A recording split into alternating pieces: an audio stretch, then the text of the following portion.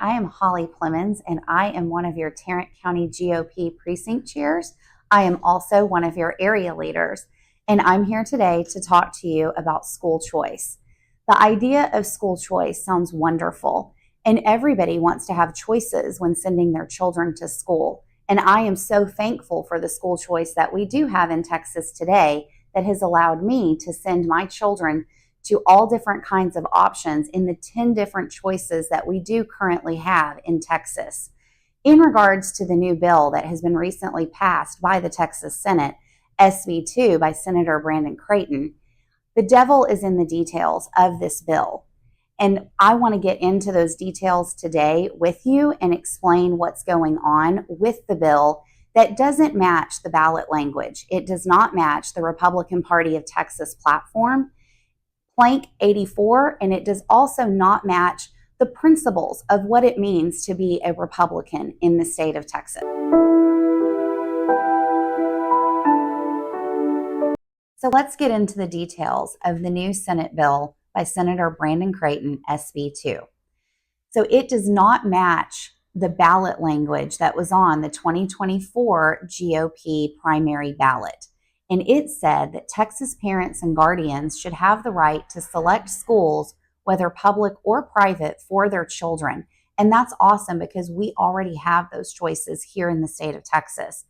The last part of the proposition said, and the funding should follow the student.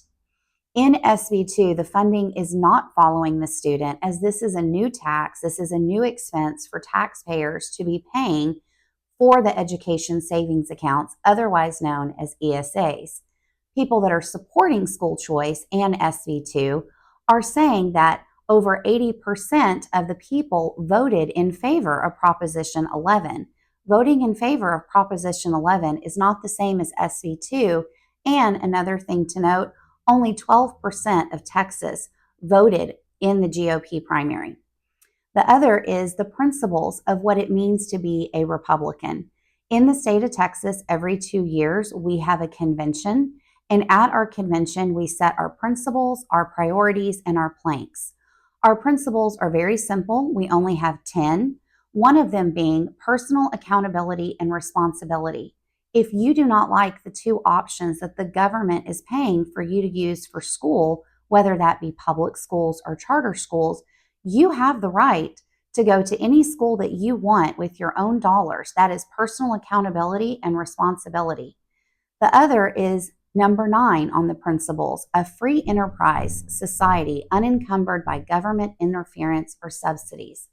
SB 2 is a government subsidy. This is a government handout. This is not about personal responsibility or accountability. This is about taking more money from everybody's pockets to benefit a few. Then we're going to talk about the plank.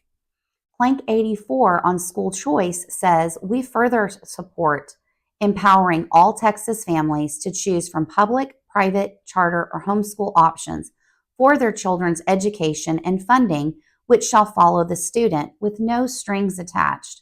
The no strings attached is something that was of great debate at the convention of people that wanted it removed so that there could be strings, there could be accountability on the private schools, the same as the public schools that we are trying to flee in SB 2.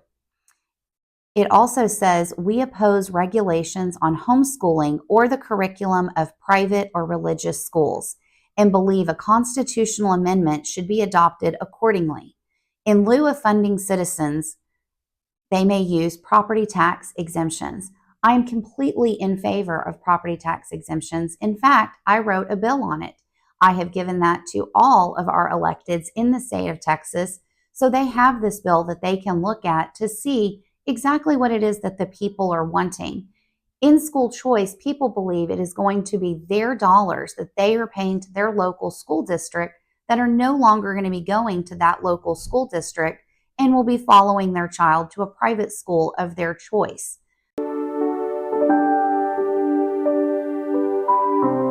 Another devil in the details of SB 2 is that not all private schools are going to be accepting these vouchers, education savings accounts, coupons, whichever word you would like to use for it. They're all pretty much the exact same. Only certain schools are going to be approved by the government. Only certain curriculum is going to be approved by the government. Only certain education options for therapies are going to be approved by the government that you can use the education savings account on. That's the exact opposite of choice. And choice is what people were sold when they were out campaigning to get your vote. And we need to hold these elected officials accountable to the words that they said. They said school choice, they sold it as one thing, and the bill came in as another. In the bill, the very first year, it allocates $1 billion for all ESAs. That also includes setting up the system. It includes a 3% right off the top to the comptroller of $30 million. It also includes 5% to 5 new vendors that are going to be created to implement this system. That's $10 million per brand new business, private business, that is being opened in the state of Texas with your tax dollars. For every $1 billion that is allocated to this program, 30 million of it will go to the comptroller and 50 million will go to these vendors. This is why SB2 is a vendor bill. That's who's truly going to be benefiting from this. The cost of the system to set this up, they are expecting to cost $26 million. And then also costs that are related to the bill have not all been completely laid out.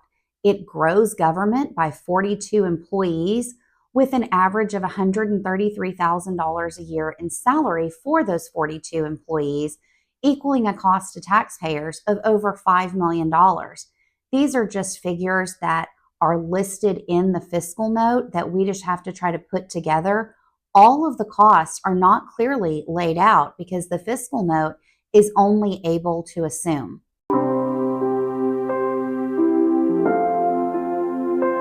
Another key fact to remember about school choice is that we currently only have 25,000 open private school seats in the entire state of Texas, and that is including schools that will and will not accept vouchers.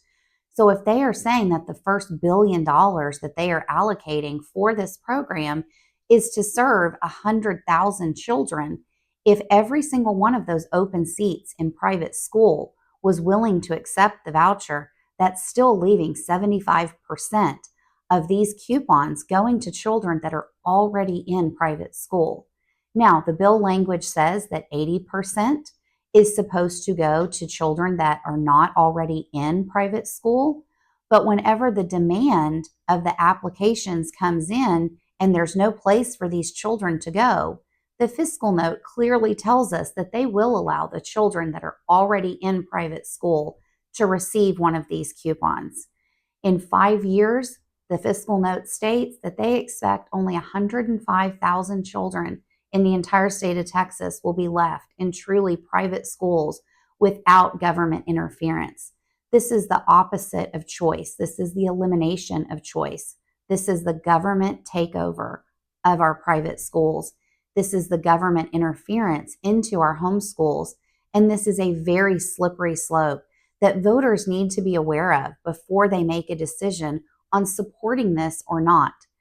The vote does not happen amongst the people. It's only happening amongst the state reps. That is where the vote is finally going to go. And what we as voters, as Texans, as parents, as taxpayers can do, we need to be emailing every single one of those House reps. And we need to be letting them know exactly how we feel about this bill. You can be against school choice and against ESAs. You can be for school choice and what they sold you. This bill doesn't match what was sold to you at all. It is very deceptive. It is very manipulative. And voters need to speak up because right now, donors who are going to be benefiting from this bill, they want it and they are threatening all of our state representatives. If they don't vote for this, that they're not going to fund their campaigns. And right now, that puts Texas for sale. And Texas is not for sale.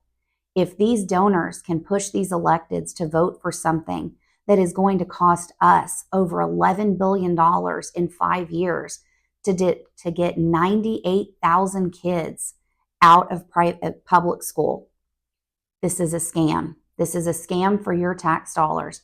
And if they are willing to do this to us with our children, what are they going to do to the rest of us? If our children are not enough to say, this is unacceptable and we're not going to be doing this, how low will they actually